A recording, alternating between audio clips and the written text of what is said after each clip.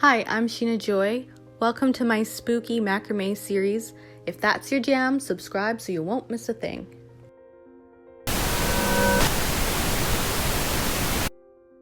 For this project, you're going to need a hoop, cotton cord, butcher's twine, and spiders. So first we're going to have to attach the 3mm cotton cord using a lark's head knot. And we're going to wrap our hoop using vertical lark's head knots. I'll demonstrate the first one here for you, but then I'm just going to speed on through. As always, I invite you to check out my knot tutorial playlist if you need further instructions.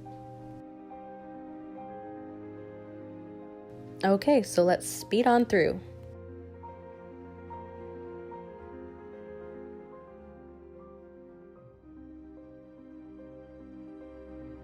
Once the hoop's wrapped, it's time to use our butcher's twine. We are going to crisscross the butcher's twine in the center, and I counted about 5 lark's head knots between each cross.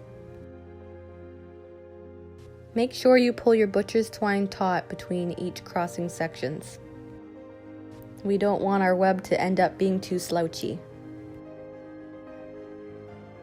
Okay, with our other piece of butcher's twine, we're going to just tie it right in the very center. I used a slip knot for this, but you can just use a regular overhand knot. Now to make the spiral web effect, we're going to use vertical lark's head knots. I apologize that my hand is a little bit in the way for this, but I assure you it's exactly the same knot that we used for the hoop.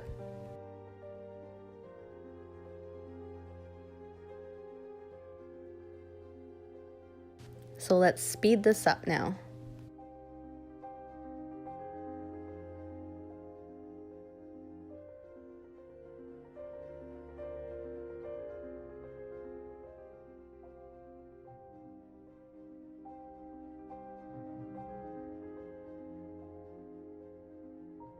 Ta-da! I decided to add more butcher's twine to the bottom of this to make it look more like a dream catcher. To attach them, I'm just using lark's head knots.